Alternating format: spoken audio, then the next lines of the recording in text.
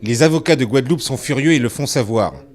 Ils se sont retrouvés une nouvelle fois en assemblée générale extraordinaire afin de décider de ce qu'allaient être leurs actions ces prochains jours. Leur principale revendication, le refus de plaider devant la présidente de la Cour d'appel avec laquelle le litige en audience s'est produit lundi dernier.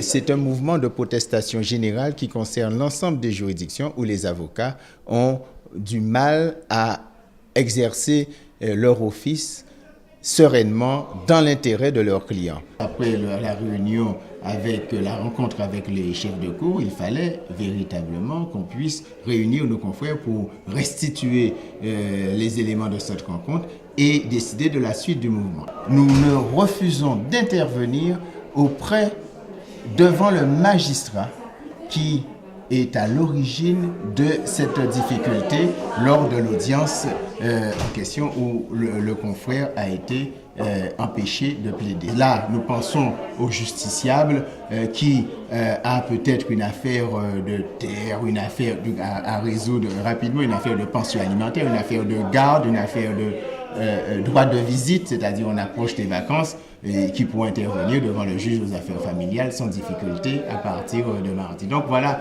précisément où nous en sommes, mais c'est sur le secteur, je rappelle donc, la cour d'assises jusqu'à la fin de la session, nous n'intervenons pas. Devant le magistrat dans sa composition, c'est-à-dire très précisément le tribunal, la chambre des appels correctionnels de la cour d'appel de Basse-Terre, pas du tout tant qu'elle est composée, tant comme elle l'est aujourd'hui. Et ensuite de cela, nous n'interviendrons pas non plus, bien entendu en ma qualité de bâtonnier, pour commettre d'office les confrères pour le secteur et des commissions d'office, aide juridictionnelle et tout ce qui permet d'assurer le service public de la justice et bien entendu avec ce que cela suppose comme contrainte pour les avocats.